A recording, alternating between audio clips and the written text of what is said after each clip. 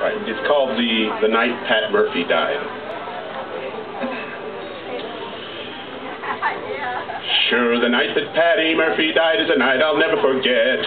All of the boys got roaring drunk and some not sober yet. As long as the bottle was passed around, everyone was feeling gay. When O'Leary came with the bagpipes, some music for to play, Mrs. Murphy sat in the corner pouring out her grief. When Kelly and his pal, the dirty rotten thief, he stepped into an anteroom and a bottle of whiskey stole. They placed the bottle on the corpse to keep the liquor cold. Oh, that's how they showed their respect for Patty Murphy. That's how they showed their honor and their pride. They said it was a sin and a shame, and they winked at one another. Everything in the wake house went the night Pat Murphy died. At 3 o'clock in the morning, some dirty blue-eyed scamp wrote upon the coffin lid, "Here lies a tramp." They turned the clock so Mrs. Murphy could not tell the time, and at 3:15, Shirley told her it was 9. Then the whole damn gang got merry. They didn't care a thread. Mrs. Murphy said she wished that all of them was dead. Of all the sights that ever I saw that made me shiver with fear, they took the ice right off the corpse and placed it on the beer. That's how they showed their respect for Patty Murphy. That's how they showed their honor and their pride. They said it was a sin and a shame, and they winked at one another. Everything in the wake house went the night Pat Murphy died. Now everything was going fine, there was no row at all, till Flanagan told Flanagan he had an awful gall. I thought that this might start a row, and sure enough it did, for Callahan had carved his name upon the coffin lid.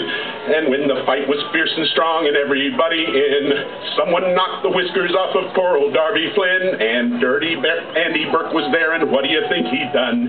He stood the corpse right on its head in the corner just for fun. Oh, that's how they showed their respect for Patty Murphy. That's how they showed their honor and their pride. They said it was a sin and a shame, and they winked at one another. Everything in the wake house went the night Pat Murphy died. Now someone hollered for the cops. They first broke through the door. They jumped upon old Patty's corpse and they beat it to the floor. They knocked him twice behind the ear and once upon the head. But when they jumped up from his back, Shirley found that he was dead.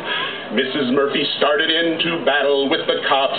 She licked them all, and one old dick she chased for several blocks. Oh, a lovely time was had by all 18 of us were tried for having caused a riot on the night Pat Murphy died. Oh, that's how they showed their respect for Patty Murphy. That's how they showed their honor and their pride. They said it was a sin and shame, and they winked at one another.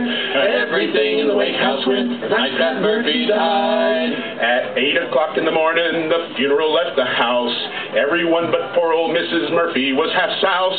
We stopped on the way to the graveyard at the old Red Door Saloon. We went inside at 9 o'clock, and we never came out till noon.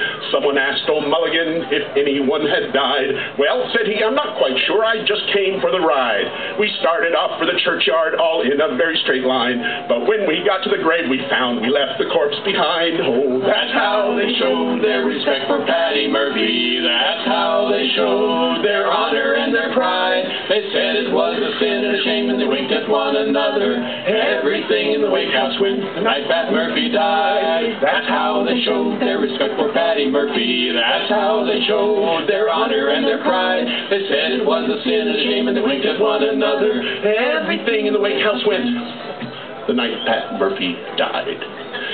Ooh.